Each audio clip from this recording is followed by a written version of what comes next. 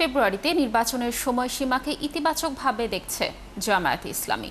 বুধবার সংবাদ সম্মেলনে দলটির নায়েবে আমির আব্দুল্লাহ মোহাম্মদ তাহের বলেন, জুলাই সনদ বাস্তবায়ন করে তার ভিত্তিতেই নির্বাচন হতে হবে। পিআর পদ্ধতি এবং ভোটে সবার জন্য সমান সুযোগ তৈরির দাবিও করেন তিনি। আরও জানাচ্ছেন নূরনবী সরকার। স্বাধীনতার মূল মন্ত্র ২৪-এর গণ অভ্যুত্থানের দিনে জুলাই ঘোষণাপত্র উপস্থাপন ও জাতির উদ্দেশ্যে ভাষণ দেন প্রধান উপদেষ্টা। সরকারের পক্ষ থেকে আমি প্রধান নির্বাচন কমিশনারের কাছে এ নিয়ে প্রতিক্রিয়া জানাতে সংবাদ সম্মেলন আয়োজন করে জামায়াত ইসলামী। গতকাল প্রধান উপদেষ্টা ফেব্রুয়ারিতে রোজার আগেই নির্বাচন অনুষ্ঠানের ঘোষণা দিয়েছেন।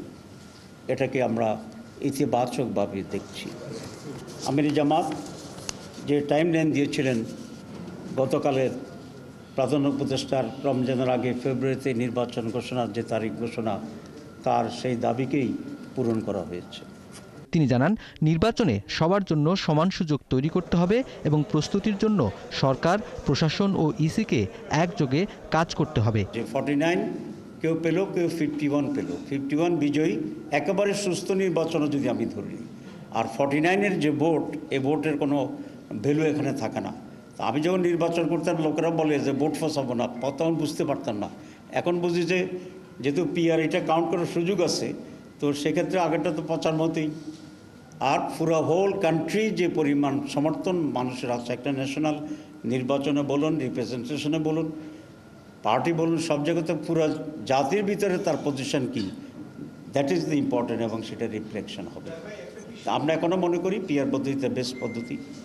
জামায়াতের নায়েবে আমির ফের দাবি করেন, প্রচলিত সংসদ নির্বাচন নয়, গণতন্ত্রের জন্য জরুরি পিআর পদ্ধতির ভোট। আইনশৃঙ্খলা পরিস্থিতি বর্তমানে যেটা বিরাজমান, সেটা মাধ্যমে একটু সুষ্ঠু অবাধ নির্বাচন করা খুবই ডিফিকাল্ট হবে। সেই জন্যই এখানে আমাদের পরিস্থিতির উন্নতি করা দরকার এবং যা যা পদক্ষেপ নেওয়া দরকার সবগুলি নিতে হবে। আমরা কিছুটা ইঙ্গিত এখানে দিয়েছি। সংবাদ সম্মেলনে জানানো হয়, ঘোষণাপত্র বাস্তবায়নের দায়িত্ব এই সরকারের পালন না করা জুলাই চেতনার পরিপন্থী। ঘোষণা কখন কিভাবে কার্যকর হবে তা উল্লেখ না করে ঘোষণাকে কিছুটা হলেও গুরুত্বহীন করে ফেলা হয়েছে। নূরনবী সরকার, ৭১, ঢাকা।